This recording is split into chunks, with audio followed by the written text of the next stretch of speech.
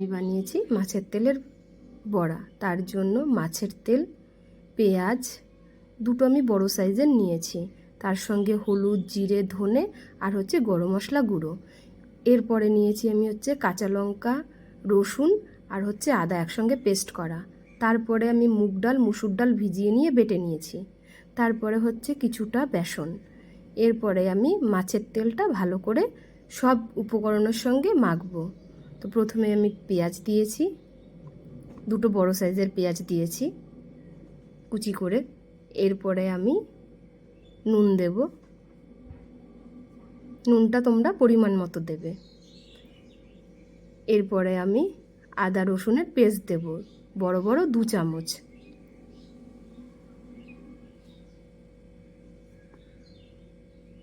তারপরে যে গুঁড়ো মশলাগুলো আছে সেগুলো আমি ঢেলে দেব। এরপরে ভালো করে মাখবো। মেখে পেঁয়াজটা একটু নরম হয়ে গেলে আমি বেসনের গুঁড়োটা দেব, তারপরে ডাল বাটাটা দেব। এইগুলো আবার ভালো করে আমি কিছুক্ষণ মেখে নেব। ডাল বাটাটা দিলে চালের গুঁড়ো আর লাগবে না, মচমচেও হবে, টেস্টটা আরও বেশি বাড়ে। তো তোমরা এটা প্রসেস করতে পারো, আর না হলে বেসন আর চালের গুঁড়ো দিতে পারো। এই যে আমার মাখা হয়ে গেছে, আর এক পাশে আমি কড়াইয়ে তেল গরম করছি। তেলটা যাতে ভালো করে গরম হয়, কারণ না হলে ডালটা থেকে মাছের তেলটা ছেড়ে যাবে।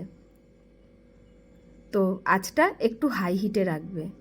যখন দেওয়া হয়ে যাবে, বড়টা একটু শক্ত শক্ত হয়ে আসবে, তখন তোমরা ফ্লেমটা একটু লো করে নিতে পারো। তারপরে হালকা আঁচে ভাজতে পারো। আর প্রথমেই তেলটা বেশি গরমে না দিলে মাছের তেলের থেকে যে ব্যাটারটা আছে ছেড়ে যাবে। এই যে আমার মাছের তেলের বড়া রেডি হয়ে গেছে।